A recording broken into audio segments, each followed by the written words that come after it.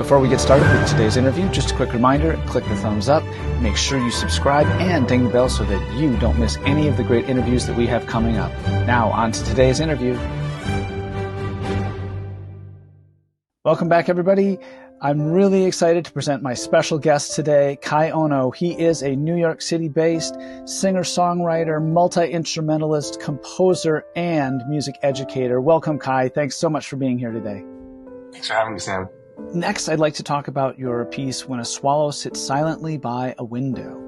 And you have this great encouragement in the text and the program notes of this piece for students to be creative and to even try writing their own melodies, which I think is just awesome.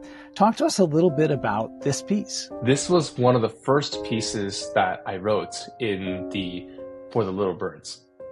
I mentioned earlier that some of these pieces are as old as 6-7 years old, and this is one of them. I wrote this for a student who was reading stepwise motion well, who could not count beats well yet. So there was kind of no reason exactly for me to do a 4-beat per measure system. I just wanted to give a thing that mixed quarter notes and half notes adequately in a way where she can just focus on her quantitative counting of beats. And because she had really small hands, she couldn't reach a fifth yet, actually. So I couldn't do a piece that just put her hands in a standard 5-finger position. That was really hard to find a piece for her because she was reading fine. She just had a huge technical limitation. So for that song, the left hand is all fourths for this reason. It's just parallel fourths because she couldn't reach a fifth. And as I was trying to figure out a piece for her, I remember sitting at the piano and I was like, I need a piece like this. And I was like, I should just write that piece. And that was the first piece I ever wrote for a student. So I was like, oh, writing in fourths, it's kind of nice because it just forces chordal harmony. And if I have just the right melody notes on the right hand for each left hand chordal chord, then I can have some really cool harmonies even when I'm operating with a really simple 3-note melody. And that's how I eventually arrived at that song.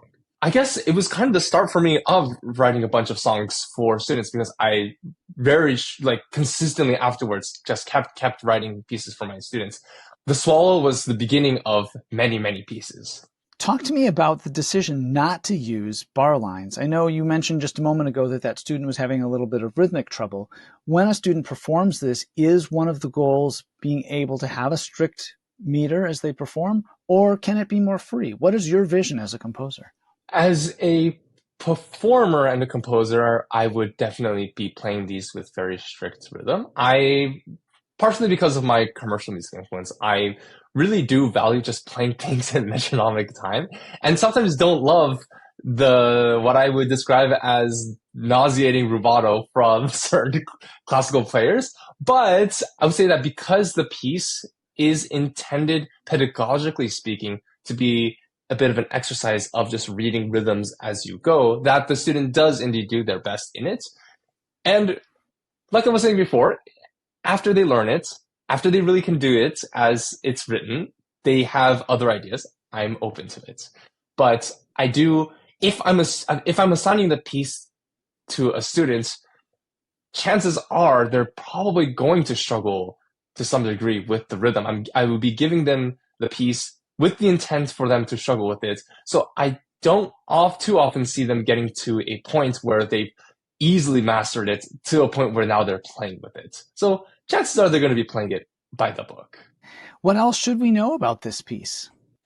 I guess this is not exactly something about this piece in general, but I just figure I'd add that in line with what we were talking about with rhythm earlier, I made backing tracks for each of these songs. I do think that one really big portion of just keeping students interested and inspired in these lessons is a good demonstration. So I am very much in the team that piano teachers have to be cool human beings.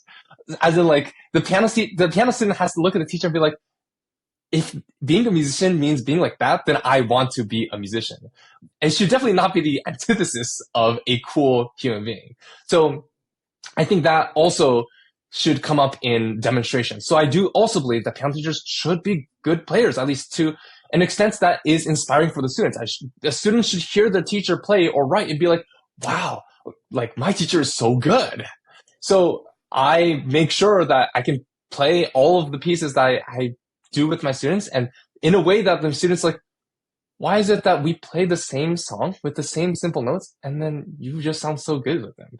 But I did write these backing tracks in case a teacher may not feel like super confident or need just like a little push to feel inspired to be that like cool teacher for them. So the backing tracks I produced myself, it's not like a MIDI thing. They're really nice with a bunch of like bird call stuff in them as well.